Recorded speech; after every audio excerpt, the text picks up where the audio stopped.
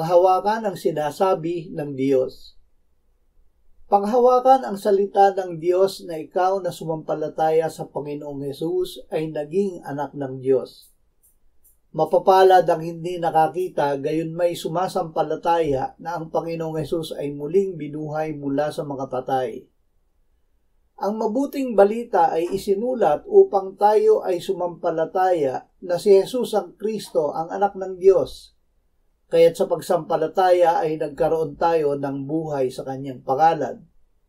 Tayo ay binigyan ng Diyos ng buhay na walang hanggan, at ang buhay na ito ay nasa kanyang anak. Ang kinaroroonan ng anak ay kinaroroonan ng buhay. Ito ay isinulat sa atin upang ating malaman na tayo na nananampalataya sa pangalan ng anak ng Diyos ay may buhay na walang hanggan.